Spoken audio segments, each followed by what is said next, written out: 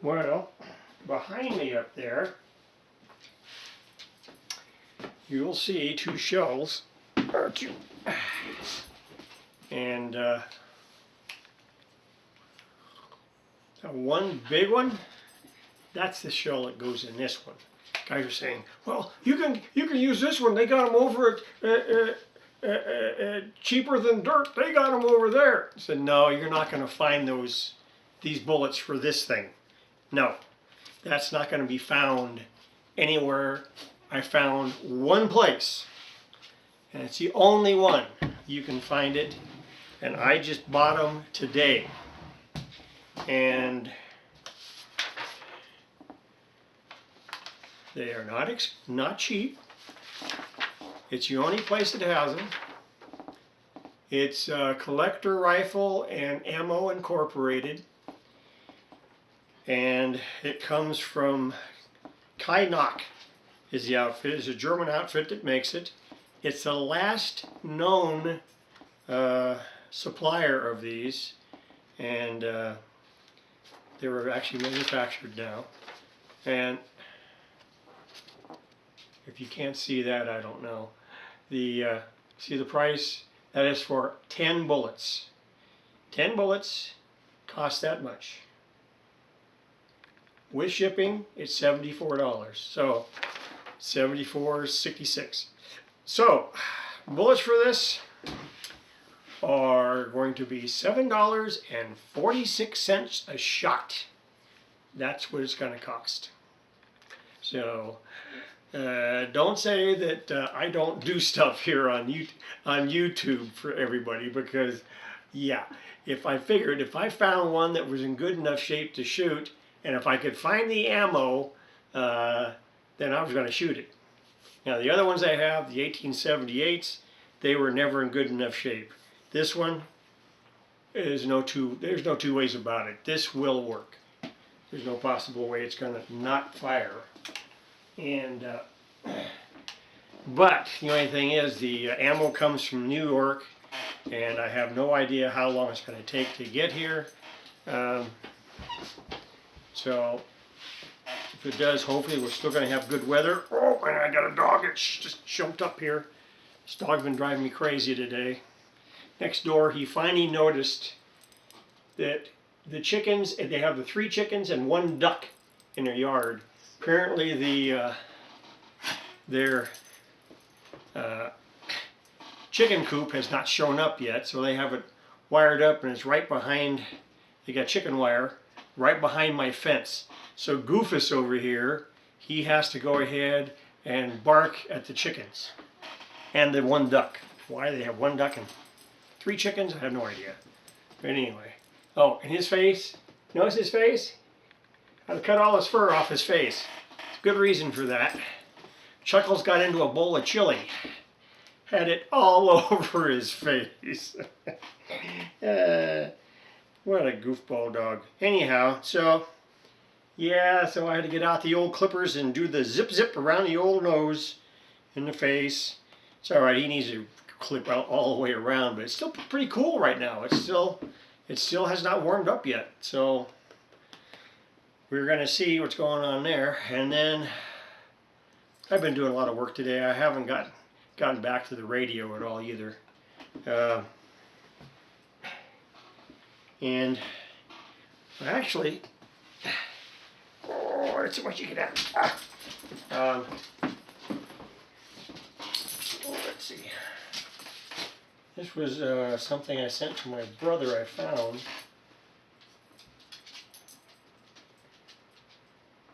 Here it is. And the reason those bullets look kind of odd, it says they're a .577 by 450. Well, the 577 is not the caliber. The .577 is the length of the shell. And even the .45 caliber is misleading, because this is actually a paper patched bullet. So I tried one of my, I have a mold, and I make .45 caliber lead slugs. Well, I checked that with this rifle barrel, and it's too sloppy. There's no way. So what they've done is they have a paper patch so that it makes up the slight variation in the space. So I said, do the age of the cartridge.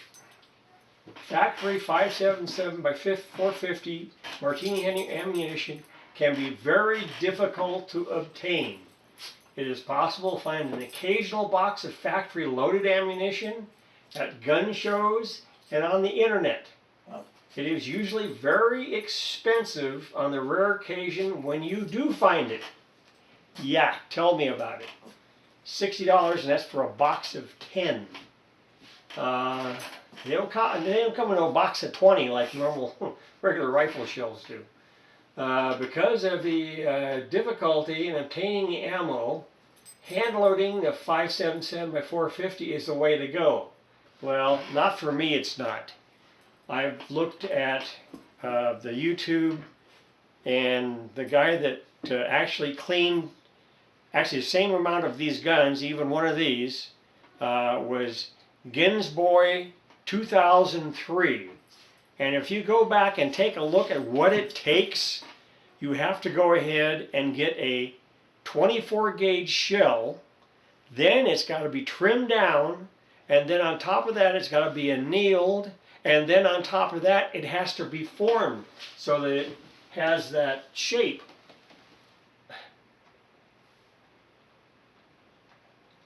That shape right there, it's got to be formed from that. So yeah, for me doing it, no, I'm not going to do that. It's way too expensive to try and go ahead and manufacture them, and I'd be too afraid to screw up and blow the things up. So anyhow, though hand loading the 577 by 450 Martini Henry is not for the faint of heart, it is certainly possible, and the components and tools that you need are available. Yeah, the tools, the dies and stuff are very expensive if you can even find them. Last I checked, one of the dies for that was like $190. No way, I'm not spending that for for one of these. So finding brass is relatively easy. Jameson Brass and Ammunition Products and sells good quality boxer primer .577 450 Martini Henry cases. It is also not too challenging or expensive to find the appropriately sized reloading dies. That's a bunch of BS. I checked. I don't know what they mean by not expensive, but like I said, the reloading dies are at least $190, and that's whether you can find them or not. Finding bullets is a little more difficult. Well, I found out it's not that difficult to find the bullets. I've got 45s, that's not a problem. Even though the bullet is normally 45 caliber and a cartridge was originally designed to use paper patch bullets, so the bore is actually slightly larger than 45 caliber. Because of this, very few Martini Henry rifles will accurately fire the 458 diameter bullets designed for the 4570 government, which is the other one that's right next to this other one. You can see there's a difference in the length of them. Because of this, very few Martini Henrys will accurately fire the 458 caliber bullets, because the 4570 government below and similar rifle, because they are too small to engage the rifling without a paper patch. So yeah, so it's not tight enough to fit into the barrel, so you cannot use a 4570 government. It's not the right kind of bullet for it. And you've noticed, yeah, it's shorter even. So that's why people say, well, just use one of the factory. No, you can't use that stuff. This is the only thing you can use is the stuff that's made for it. And so, yeah, anyway, so that's the long explanation. But as it is, I have ammo coming, and that's basically the only way I'd ever do it, is if I found the correct ammo for it. So that's what's going to happen. See, further complicating the situation is the fact that the actual bore diameter of a Martini Henry rifle varies between models. and even manufacturers. That being said, if you want to shoot loads without a paper patch, the bullet generally needs to be between .463 and .468 caliber, or .466 diameter bullets are the perfect size for a Martini Henry. To be certain of proper bullet size, you need to measure the bore of your particular rifle. Once you do that, there are manufacturers that will be happy to produce a custom bullet or bullet cast for you. Fortunately, there is a fair amount of reloading data using both smokeless and black powder for 5.77, which is kind of odd because other things I have read said that using smokeless powder in one of these shells develops a lot of pressure, but I guess it's because they originally used black powder, and black powder doesn't actually create as much pressure because it goes off all at one time.